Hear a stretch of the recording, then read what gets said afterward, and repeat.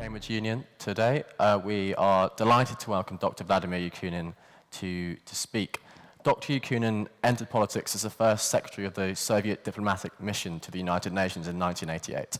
In 2005, he was appointed president and CEO of the Russian railway company, the country's second largest enterprise after Gazprom.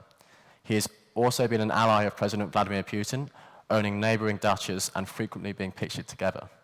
More recently, Dr. Yakunin founded the World Public Forum Dialogue of Civilisations, an NGO aimed at linking individuals from different backgrounds and supporting research in political and social sciences, religion and culture. Ladies and gentlemen, please give a very warm welcome to Dr. Vladimir Yakunin.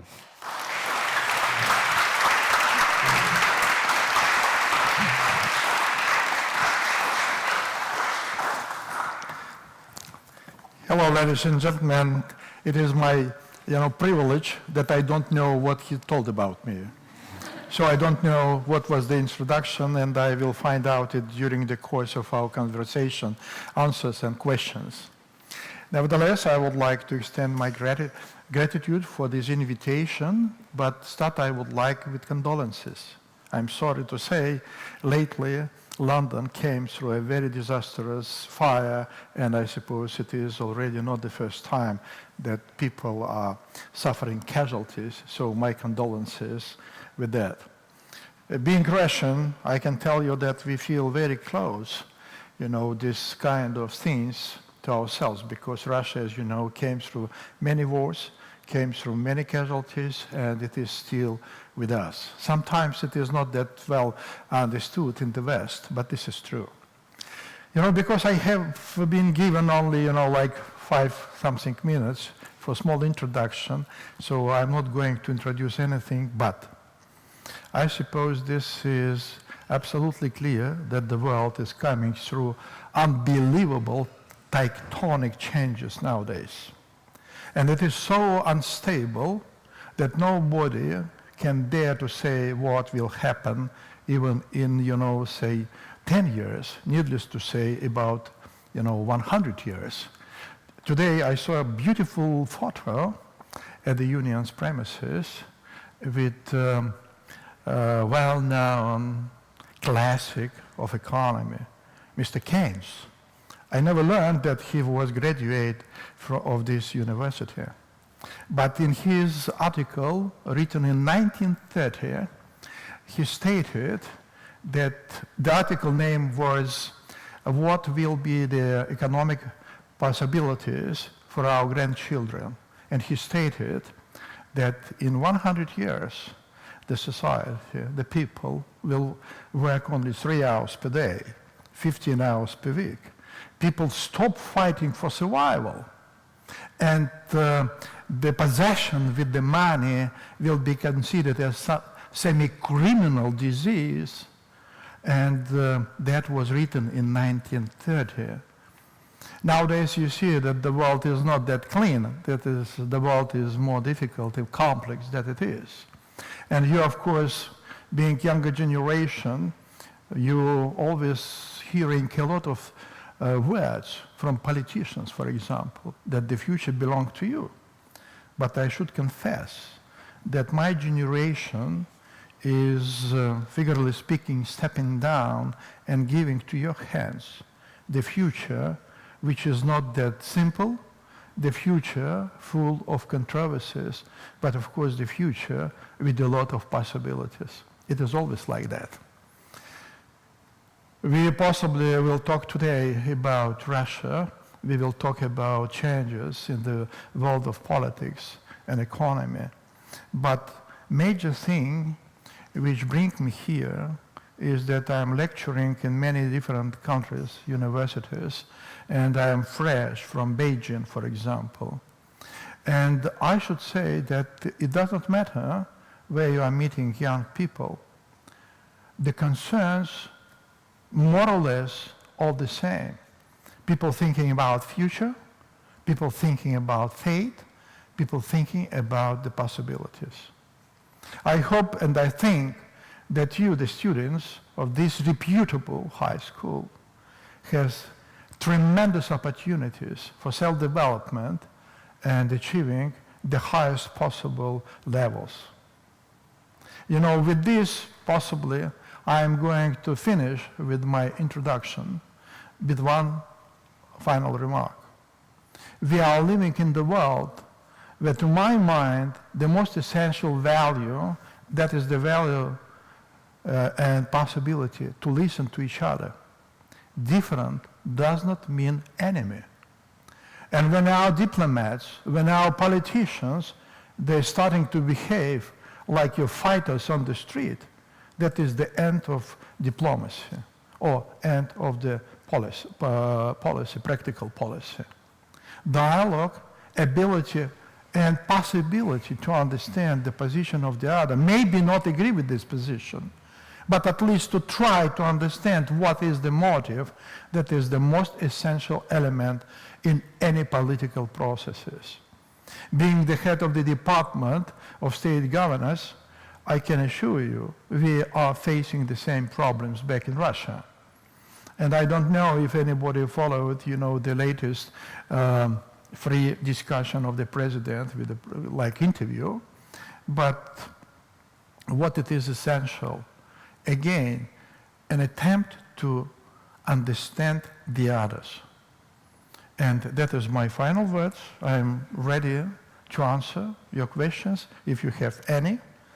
And excuse me that maybe sometimes my English is not that perfect as you learned to hear, but nevertheless I will try to be at least understandable. Thank you.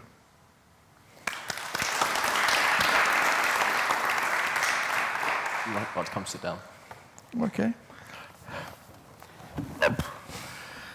Comfy chair. Right, thanks very much for coming in, Dr. Yakunin. And I'd like to start off in the realm of international relations. Russia has played an increasingly active role in world affairs recently in Syria and elsewhere. Where do you see Russia's role at the moment? Listen, it is inevitable that the country like Russia, like United States, Great Britain, France, Germany, should be active in international relations because, the politics structured like that. And very often I was asked the question, why Russia at all intervened with Syria? Maybe that is kind of, features of rising imperialistic mind or something like that. Of course, I cannot answer for the leaders who were taking the decisions, but being Russian and knowing something about Russian history, about contemporary history, I can tell you that the fact is that terrorism has no religion, terrorism has no nationality. This is terrorism. And for Russia, who suffered through the very difficult period of dissolution of former Soviet Union, when we had, fighting wars all over the borders of Russian republics and Russia itself, in turn, inside Soviet Union, we feel this very, very strong. And this kind of intervention, basically, was bound by the fact that, you remember, Russians persuaded the leader of Syria, Assad, to give up chemical weapons. That was made due to the efforts of Russia. And to my mind, our leaders, they were hoping that they can be part of the coalition fighting terrorism in Syria. That's why, Russia appeared to be there. So on that point, do you think that the role of the US could be closer tied with Russia in fighting terrorism?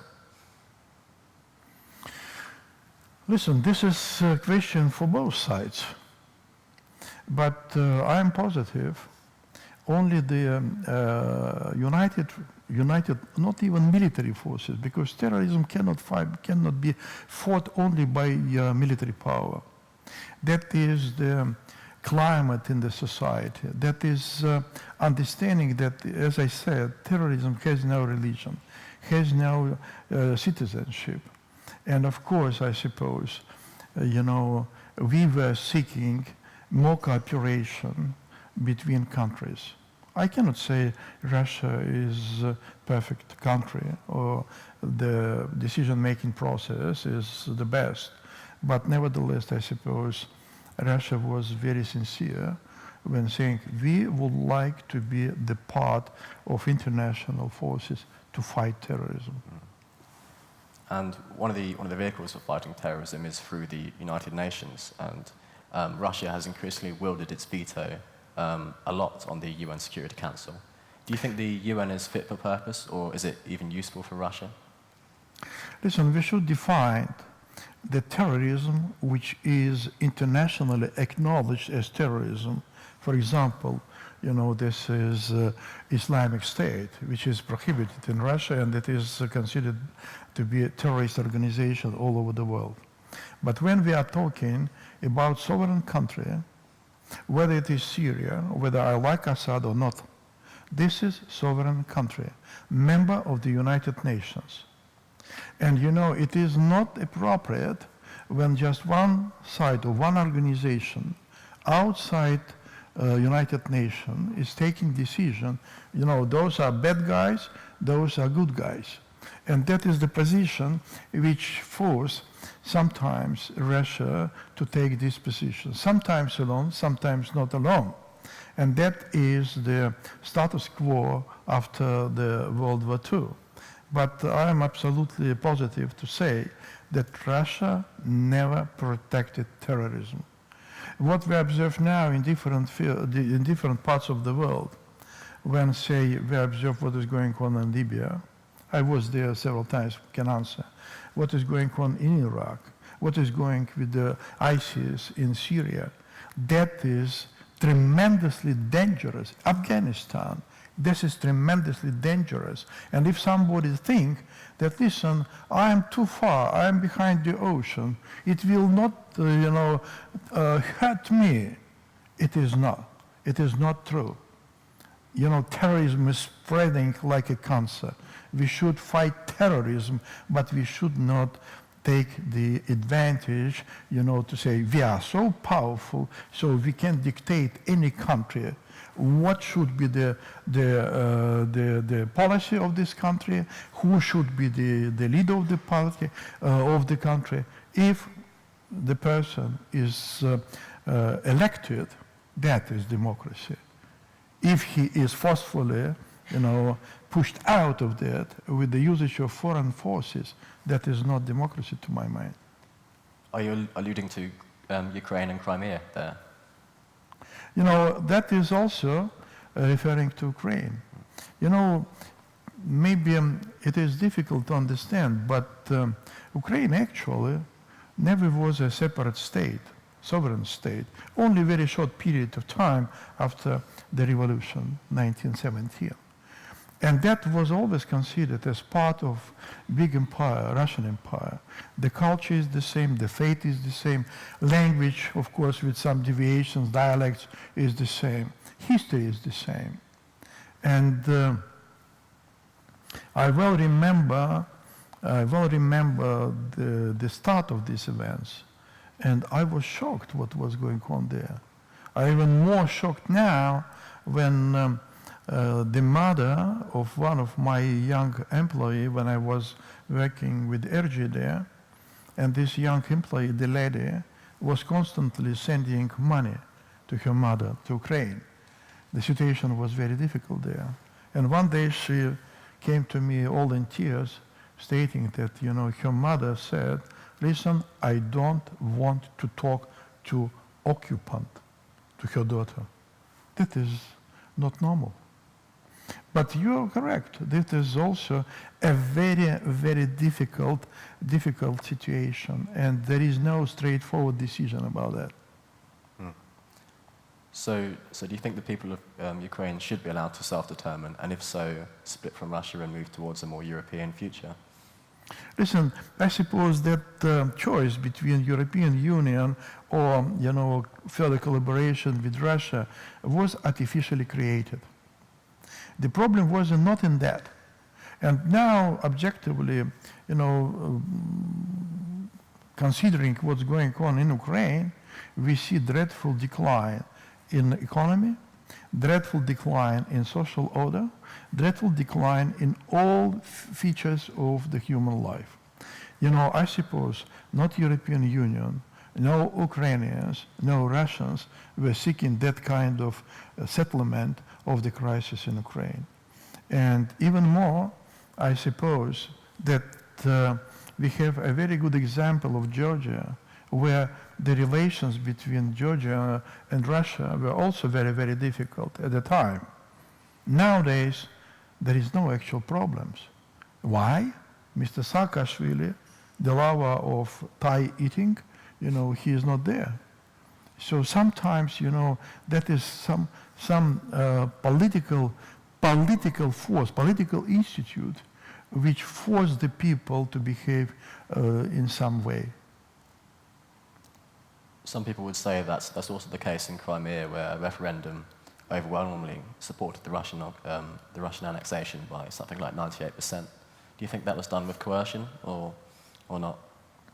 Listen, whatever is said about this referendum, the truth, you know possibly about that, there were no one casualty during referendum and during, you know, adoption of Crimea to Russia. No casualties at all.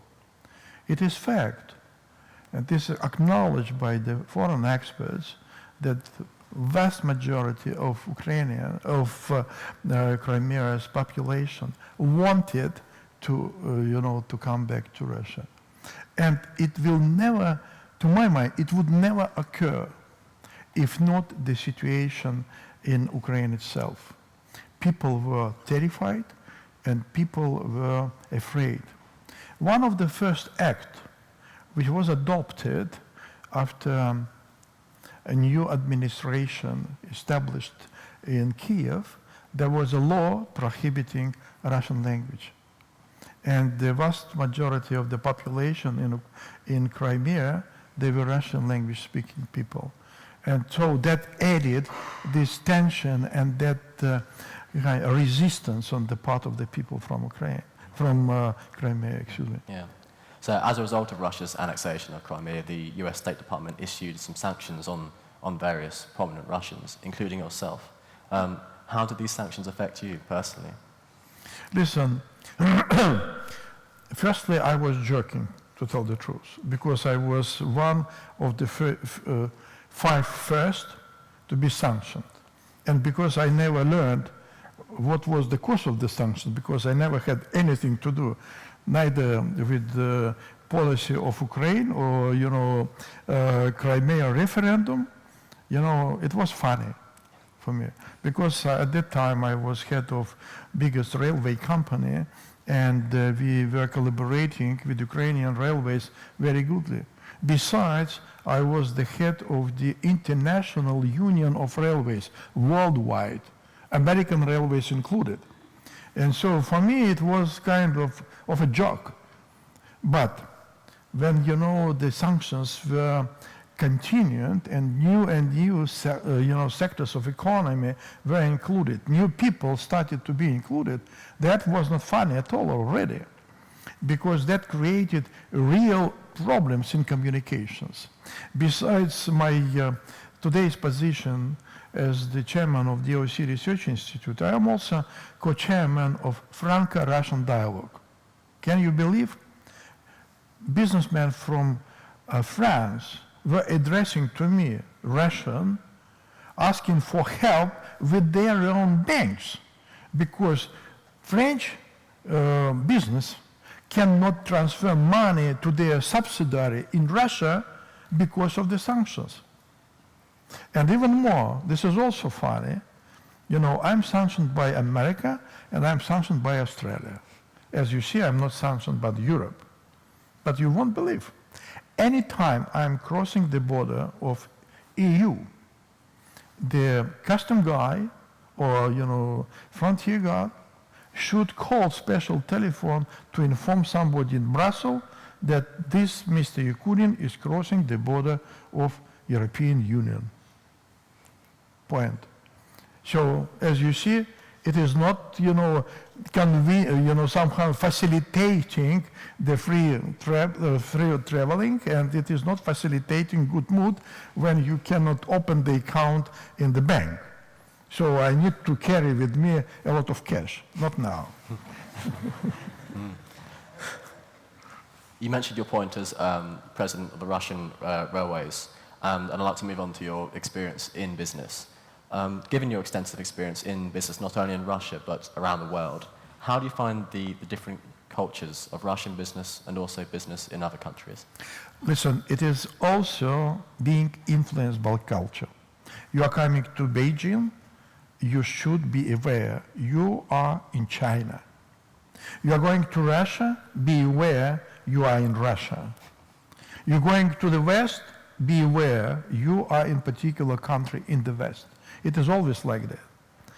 Of course, there is a great deal of differences because European Union already existing for many, many years, and you somehow accumulated each other culture. You have, joint laws. You have joint traditions already, etc., etc. But when one is starting business in unknown, land, be aware. First thing you need a very good partner. Don't make a mistake because it can be very, very costly.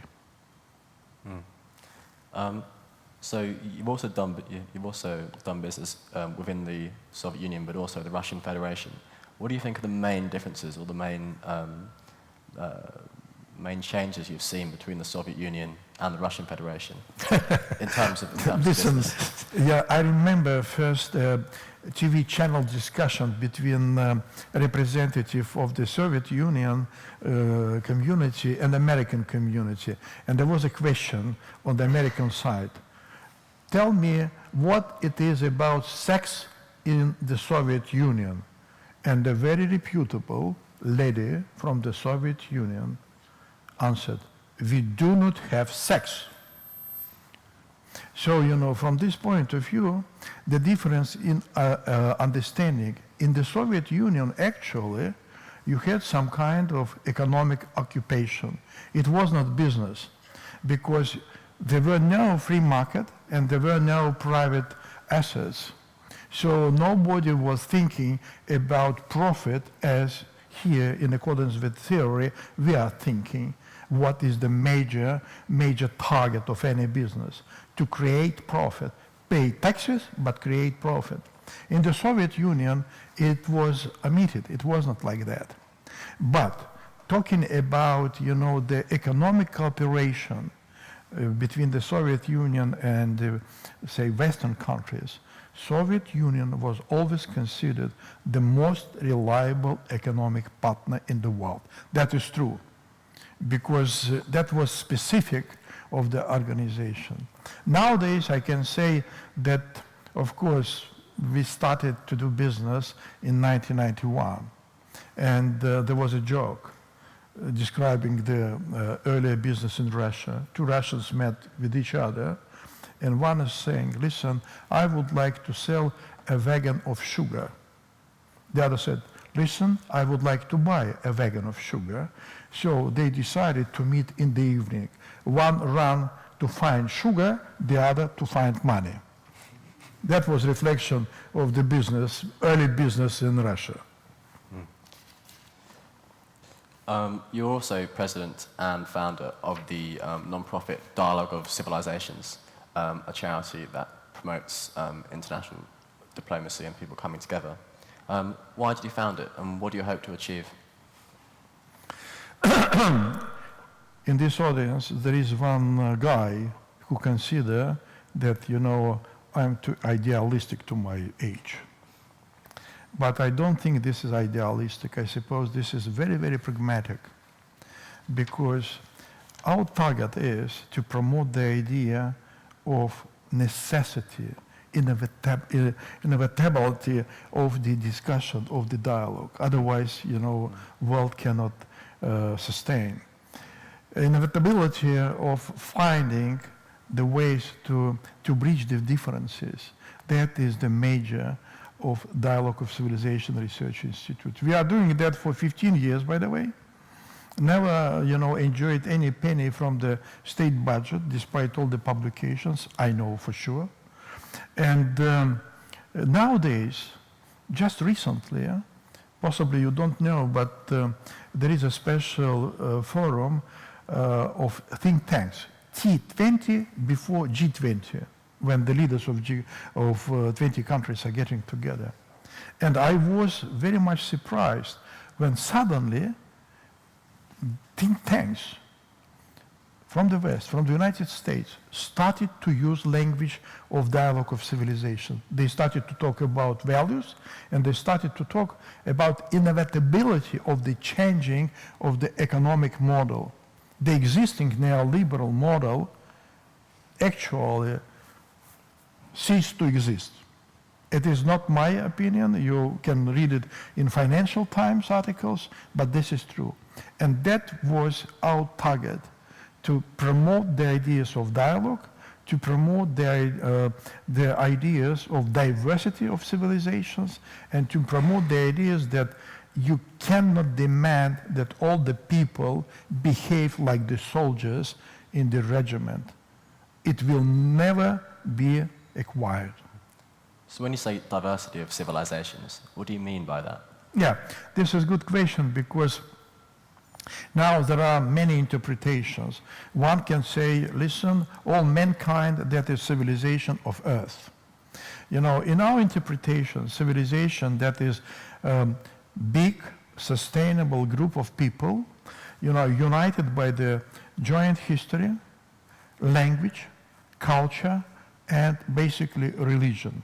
It does not matter one is the believer or not, but through the centuries, all mankind, all people, they were believing in something. So that is our interpretation of civilizations.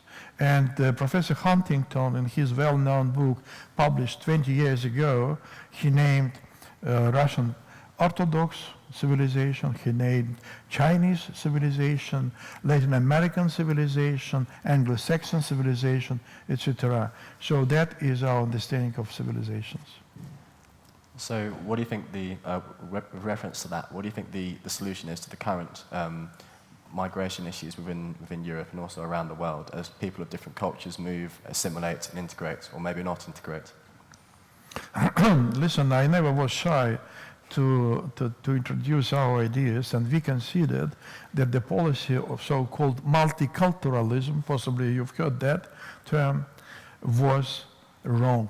That was not policy.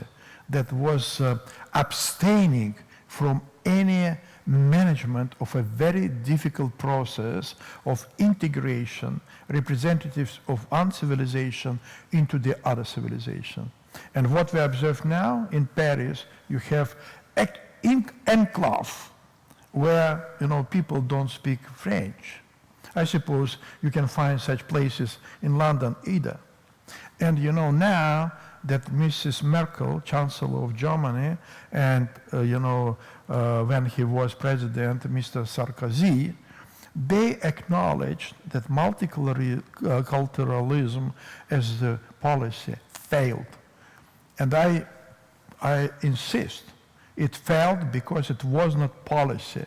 That was just, some kind of illusion that we are so good that if somebody is coming from another poor country, non-educated, without knowledge of the history of the country where he is coming, without language, without anything, he will immediately try to become like us.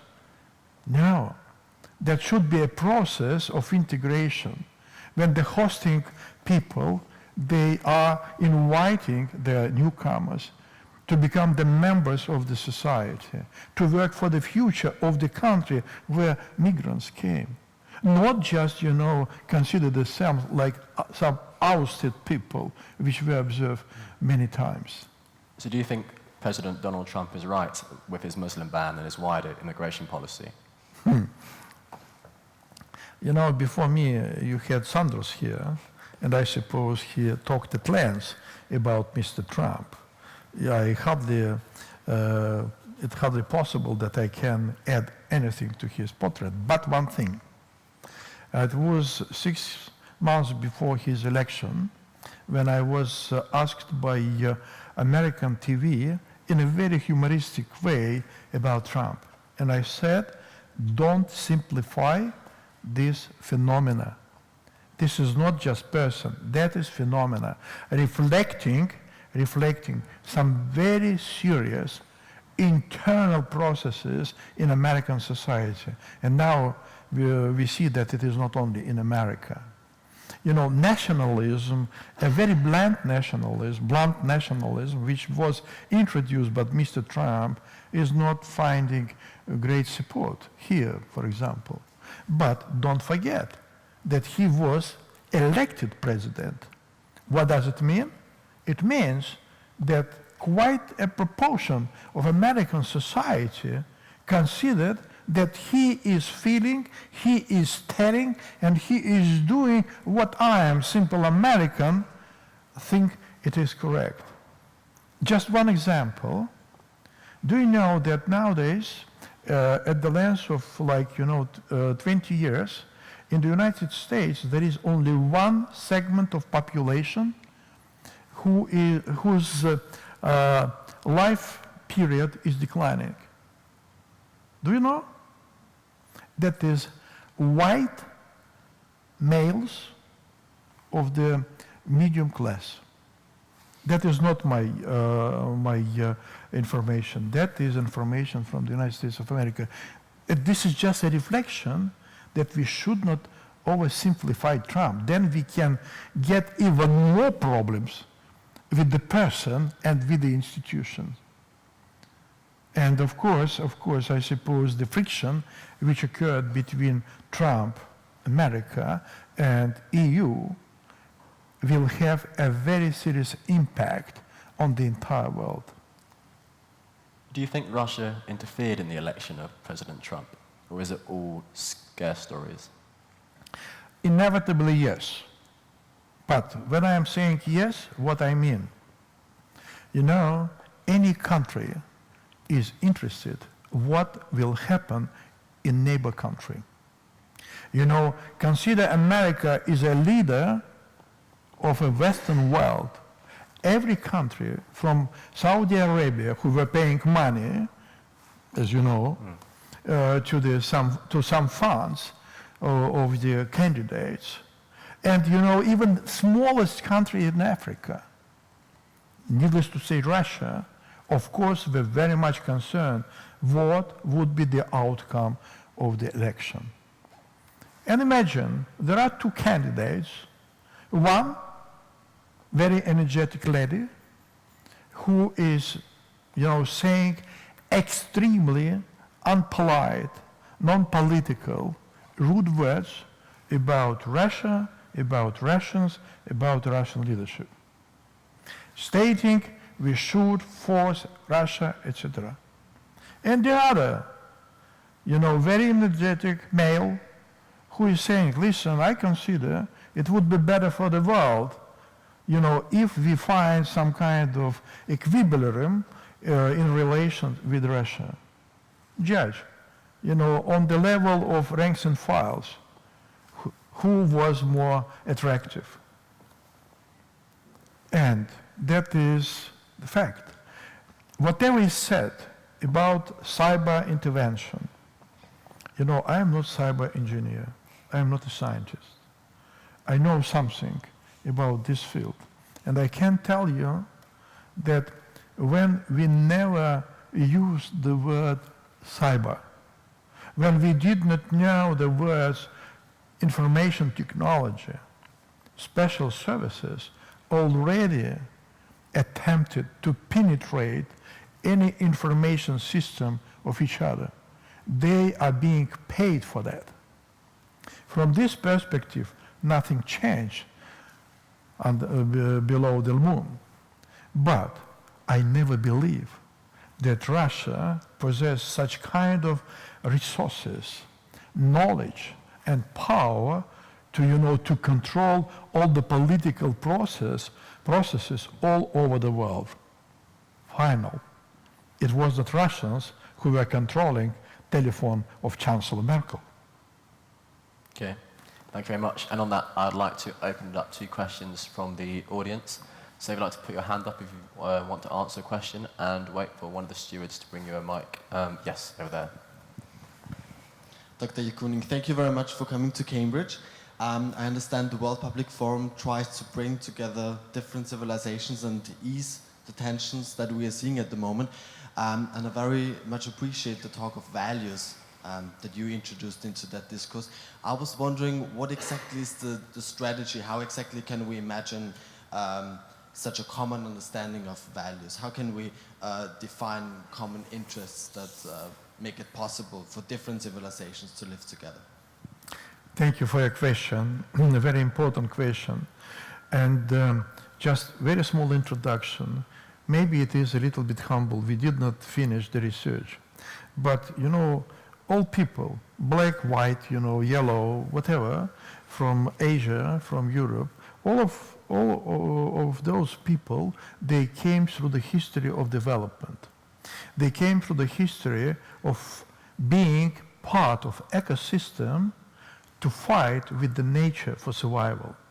And because of that, some specific values, which we can name, you know, original or natural values, were acquired by the people. Likewise, it wasn't possible to survive alone. So people started to make groups. You know, to sustain, people should, and that was natural, should give birth to their babies and protect them. So that is value of family. You know, to produce products or to hunt animal, they should do that together. So that is the unification of the people. So those values, and then of course, you know, faith, language, etc., culture. But the first set, that is natural values. Everyone, every people were fighting for survival. Then those values which we acquired with the development of the societies. Democracy, right for free speeches, peace, etc. You know, they can be changing in the course of development. But what is basic about human being, that is humanity. And the dreadful thing is that my friend, Fred Delmer, a philosopher from United States, founder of World Public Forum, recently wrote an article where he acknowledged that even among scientists now, there is not overwhelmingly accepted term humanity. Think about what is humanity? What does it mean to be human? And then you can answer to yourself, what are the values? Not artificial, but real values. And we are doing this research. We are introducing our opinion for 15 years now, and I don't think that we're at the final point at the moment. No, lady was the first. Yes, over there in the third row. Dr. Yakunin, thank you for your remarks. Спасибо большое за выступление. And I have two questions for you, if you don't mind. My first question is about the future of Russian public diplomacy and Russian soft power, if you like.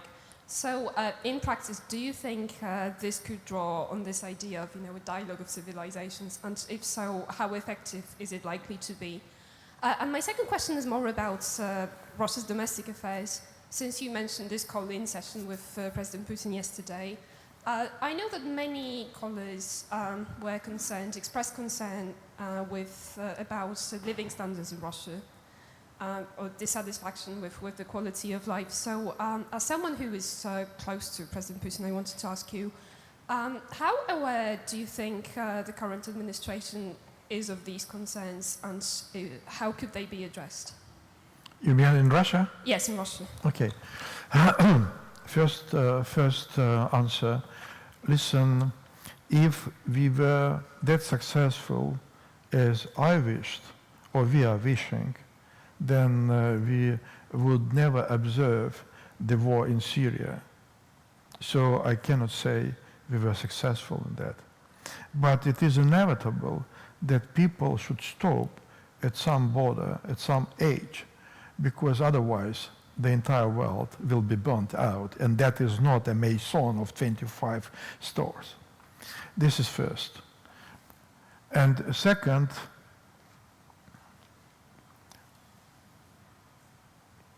it is important to understand. May I give you my own example? In 1991, I returned from my diplomatic services at the United Nations. Better to say representatives, Soviet representatives to the United Nations. The next morning, my wife went to the department store to buy some products. She returned in tears. There were empty shelves, nothing at all. If you come now to the department store in any village in Russia, you will find products. They can be expensive. Sometimes we know that, the quality of the product could be better, but no problem with the food. The amount of the cars on the streets of Moscow, St. Petersburg, or any village is exceeding the ability of the road to pass this amount of the cars. So this is not the problem of just pure quality of life. The actual problem, and that is worldwide problem, and in Russia it is extremely essential, that is inequality in abilities and possibilities. Ability, that is natural. Possibilities, legal possibilities should be same. And you know, of course, the term coefficient, Gini coefficient. Twice in the contemporary history, this coefficient was going down. If somebody doesn't know, that is the correlation between 10% of the richest and 10% of the poorest part of the population. So only twice in the contemporary history, this coefficient was going down. Right after October Revolution, in the course of several years, and after Second World War. Since then, the differentiation of the society, inequality, is only rising. And that is what is extremely dangerous to society. Scientists consider that if this coefficient is in the range of approximately 7, 8, that is okay. In some countries, that is already exceeding 14, 15, up to 20. And that is extremely dangerous. And this inequality we are facing now in Russia either. Thank you. Anyone else? Yes. Hello. I have two questions. I understand your son and grandson live in the UK. Is there any chance that you'll be also coming to join us in this country? And my second question, your interviewer mentioned your dacha cooperative outside St. Petersburg. Your group of friends have all been exceptionally successful in business. How do you explain the good fortune that you have all managed to enjoy? Thank you. Okay. Partially, you will hear my answers at Hot Talk interview, which will be broadcasted here.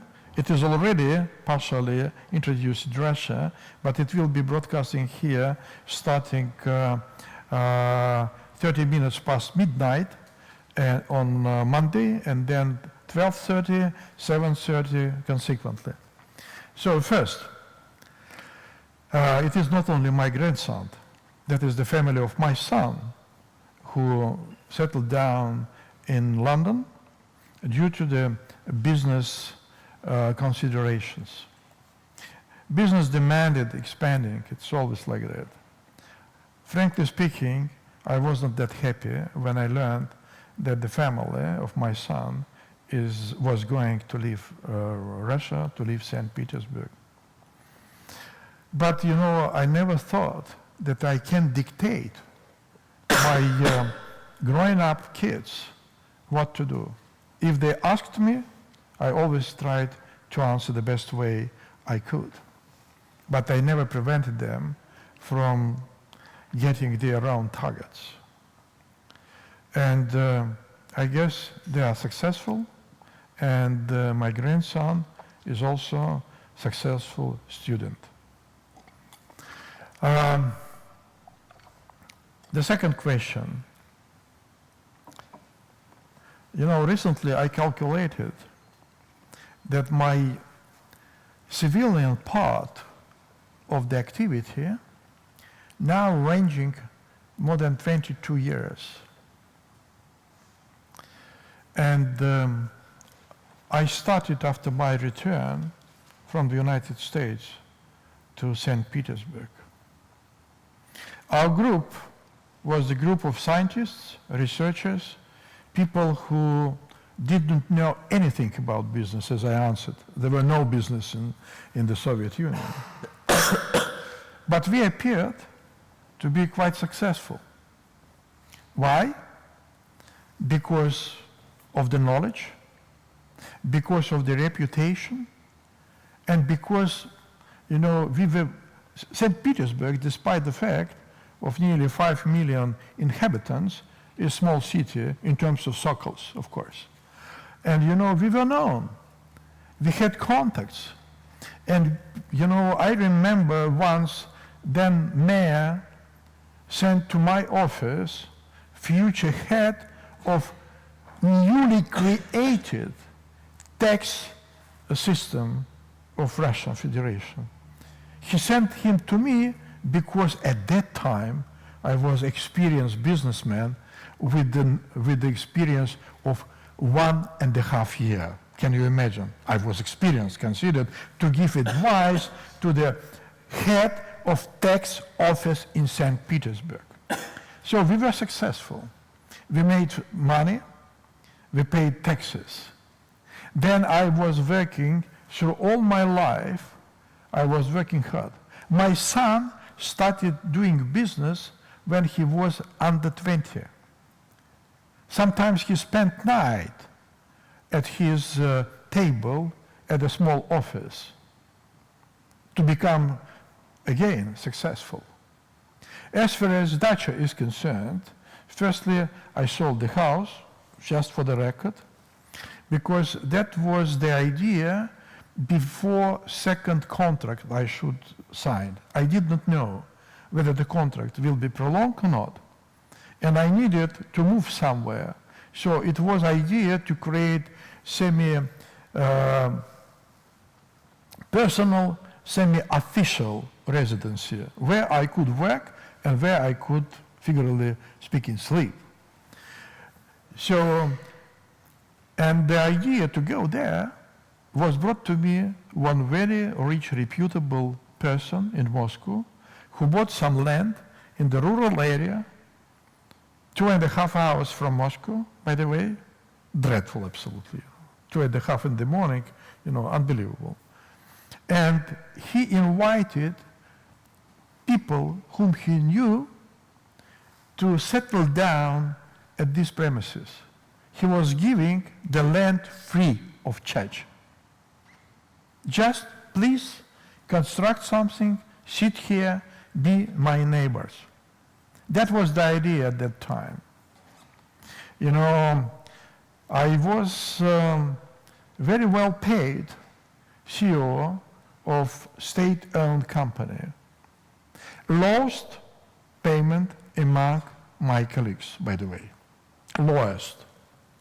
But extremely sufficient if taken into account, you know, bonuses, which we were getting yearly, if we met KPIs, and, you know, a special bonus in 3 years period, just to check if the decisions made by myself and by management board of the company were successful, because in this type of the activity, you know, something could be attractive, but in the period of several years could appear dreadful we never committed those mistakes.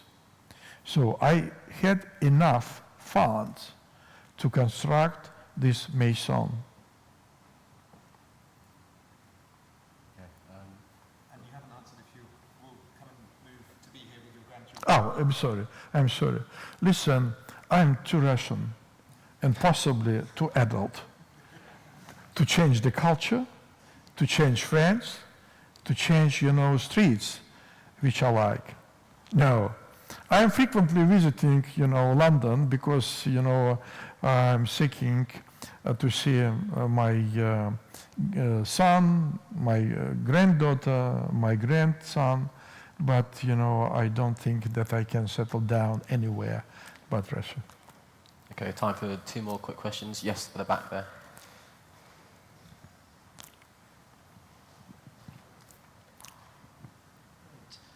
Dr. Yakunin, thank you for this opportunity to ask questions.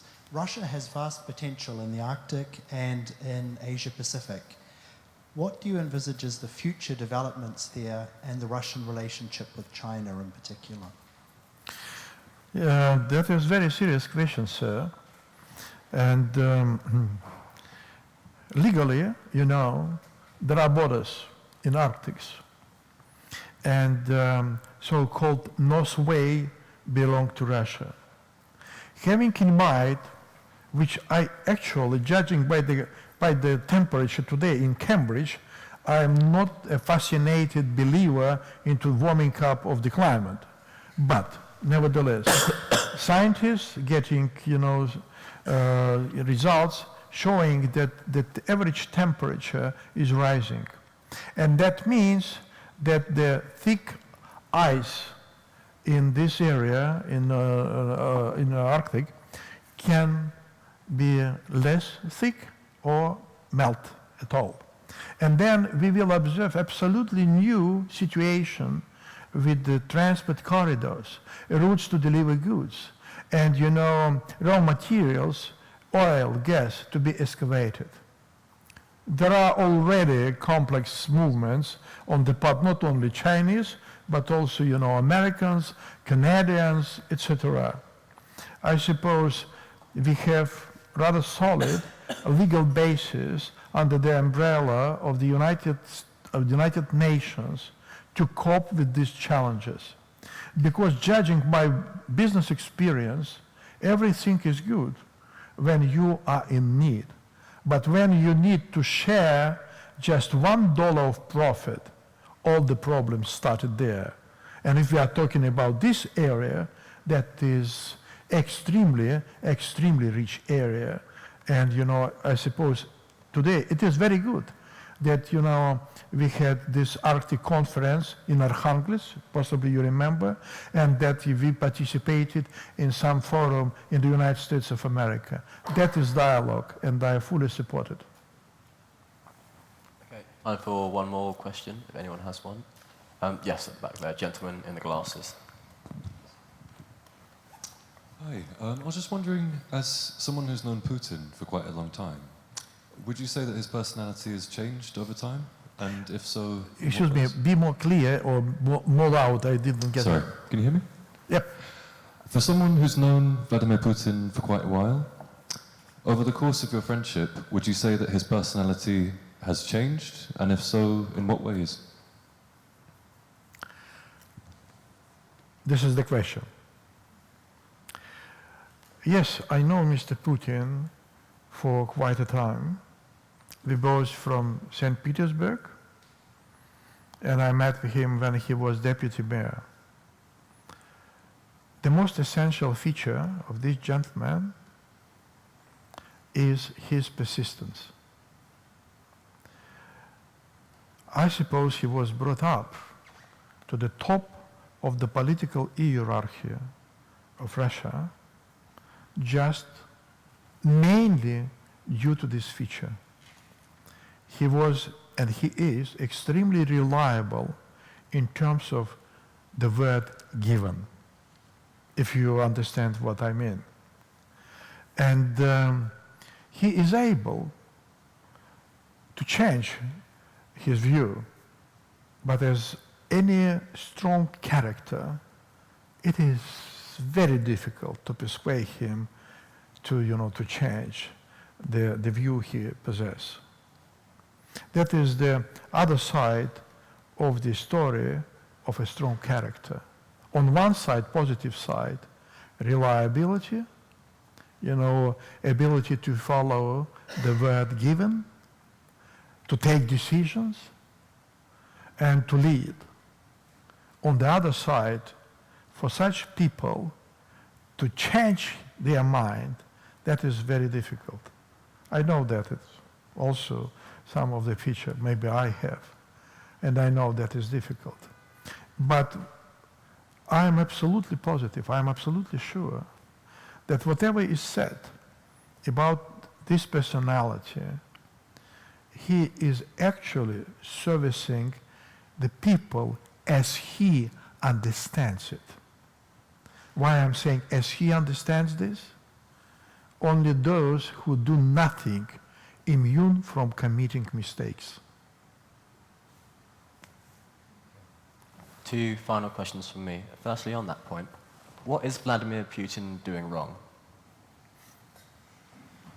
I can tell you, but let us a little bit change the question, because, sometimes, the answers are getting to the press people, and you converting what you said, so drastically you hardly can find yourself there. I understand.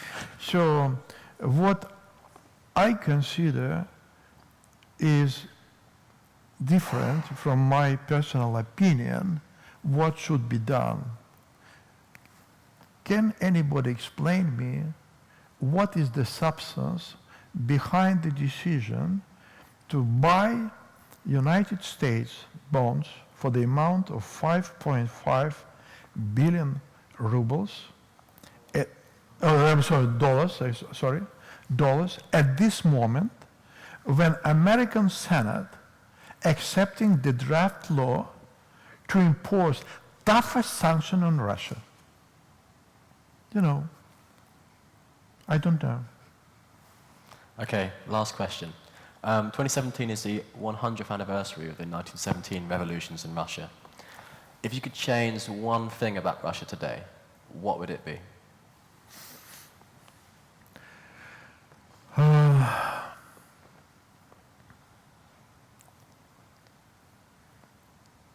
Can be small or large. Yeah, there's, he is not paid, but he is getting to the nerve, right?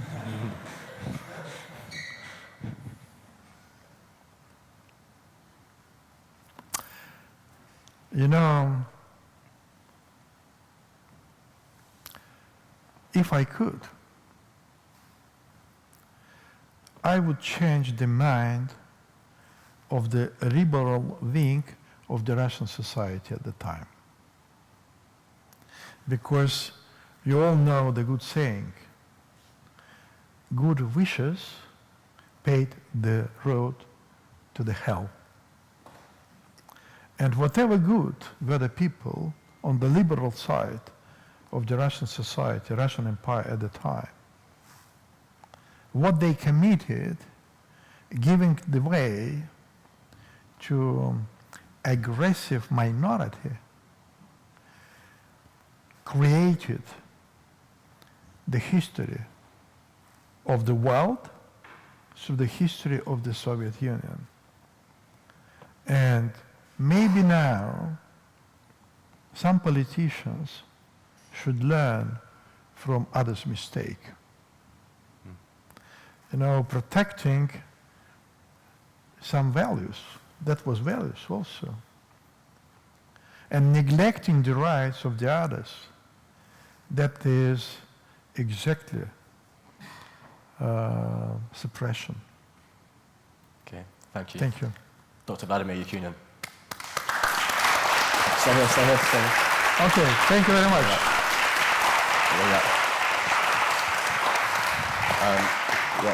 Not quite three of us yet. So the Cambridge Union is going through to May Week. Tomorrow we have the fantastic garden party in the beautiful grounds of Sydney, Sussex. And then on Monday, if you haven't got anything else to do, come and see Artur Mas, the president of the Catalonian separatist movement, come speak at the Union. That's all for me about notices. Again, I'd like to say thank you very much for Dr. Yakunin to come on his very busy schedule. Spasiba from me and from the rest of the Cambridge Union. Yes, thank you very much once again.